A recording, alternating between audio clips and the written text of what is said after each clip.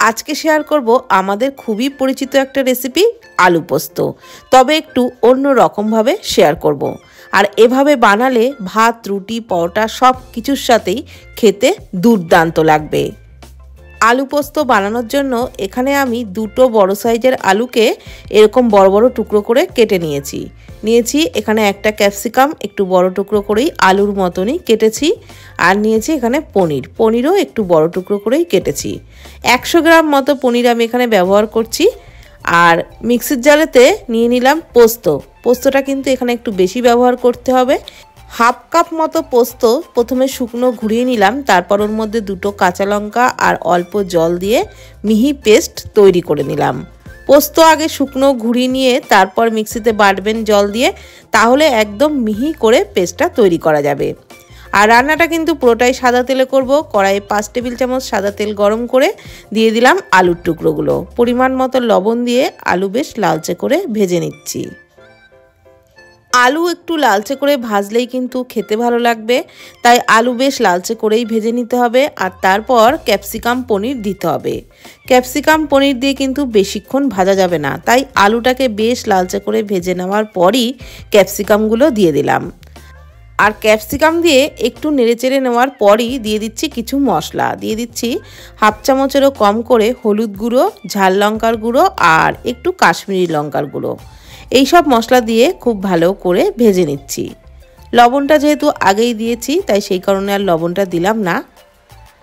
আর এইগুলো দিয়ে একটু ভেজে নেওয়ার পর আমি পনিরগুলো দিয়ে দেব। আর এখানে আমি পনির কম করে ব্যবহার করছি, আপনারা চাইলে আরও একটু পনিরের পরিমাণ কিন্তু বাড়িয়ে দিতেই পারেন। আমি ওই 100 গ্রাম মতো পনিরই দিয়েছি। পনির দিয়েও একটু নাড়াচাড়া করে আলু ক্যাপসিকামের সাথে ভেজে নিচ্ছি। ওই 1 মিনিট মতো নাড়াচাড়া করে কিন্তু ভেজে নিয়েছি সমস্ত কিছু। এইবার আমি দিয়ে দিচ্ছি পোস্ত বাটা। আর বন্ধুরা, এই রেসিপিতে কিন্তু পোস্তের পরিমাণ একটু বেশি দিতে হবে, তবেই এই রেসিপির আসল স্বাদ পাওয়া যাবে।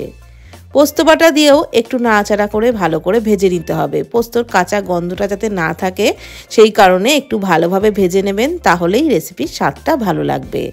দিয়ে দিলাম হাফ চামচ মতো চিনি। টেস্টের ব্যালেন্সের জন্য এইটুকু চিনি কিন্তু অবশ্যই করে দিতে হবে।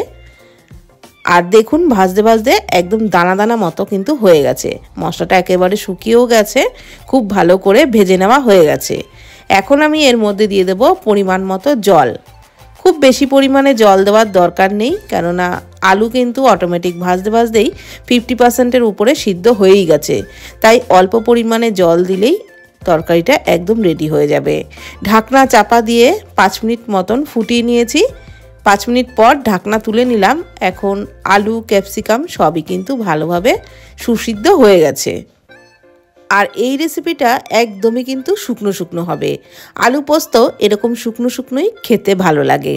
নামানোর আগে দিয়ে দিচ্ছি হাফ চামচ মতো ঘি। ভালোভাবে নাড়াচাড়া করে মিলিয়ে নিলেই আমাদের আলু ক্যাপসিকাম পনির পোস্ত একেবারে রেডি হয়ে যাবে। ভাত, রুটি, পরোটা যা কিছুর সাথে খাবেন দুর্দান্ত লাগবে। আর কোনো মশলাই কিন্তু এর মধ্যে দেব না। এই অল্প মশলাতেই এই রেসিপির স্বাদটা দারুণ লাগবে।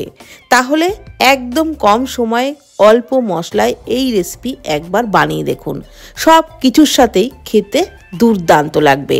তো ভিডিওটি কেমন লাগলো প্লিজ কমেন্টের মাধ্যমে জানাবেন। ভালো থাকবেন, সুস্থ থাকবেন। ধন্যবাদ।